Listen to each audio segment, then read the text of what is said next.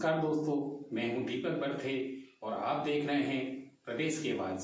तो आइए बात करते हैं आज की कुछ खास खबरों की। लास्ट में फास्ट होने के चक्कर में कास्ट की बात कर रही कांग्रेस, इसी से होगी उसकी मानसिकता ब्लास्ट। डॉक्टर नरोत्तम मिश्रा गृह मंत्री ने कहा, मध्य प्रदेश में 2/3 से अधिक सीटें जीतकर सरकार बनाएंगी भाजपा।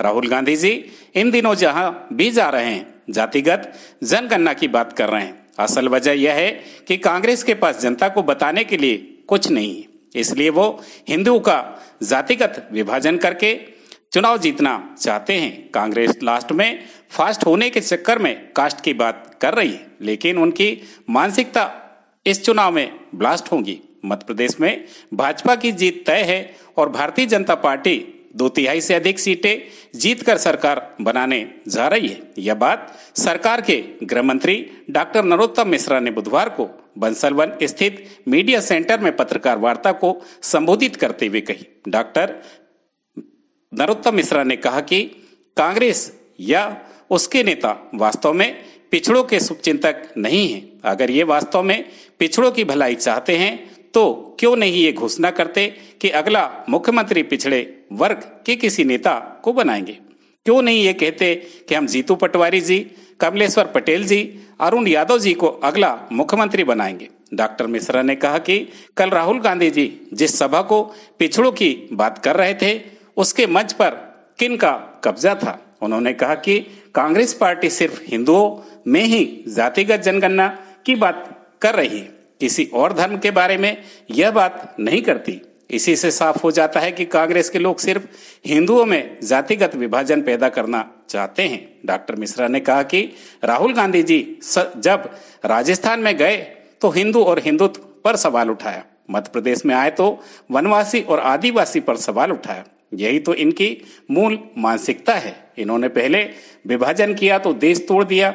इन्हीं के पूर्वजों ने देश से कश्मीर को काटा और पंजाब को काटने की कोशिश की। अब ये हिंदुओं को जातियों में बांटने की कोशिश कर रहे हैं। डॉक्टर मिश्रा ने कहा कि कांग्रेस के लोग भारतीय जनता पार्टी की सूचियों पर सवाल उठाते हैं, लेकिन वो लोग जिन्होंने खुद कुछ नहीं किया, अभी तक कोई सूची जारी नहीं की। उन्होंने कहा कि कांग्रेस इस समय भयंकर आंतरिक कलह से जूझ रही है। कांग्रेस के नेता यह बात अच्छी तरह से जानते हैं कि जिस दिन भी उम्मीदवारों की लिस्ट जारी होगी, कांग्रेस पार्टी में बगावत होगी। डॉक्टर मिश्रा ने कहा कि मुख्यमंत्री श्री शिवराज सिंह चौहान के बारे में कोई भी टिप्पणी करने से पहले कमलनाथ जी को यह देखना चाहिए कि जितने महीने वो मुख्यमंत्री रहे, उससे ज्यादा सालों से श्री शिवराज सिंह चौहान जी मुख्यमंत्री है।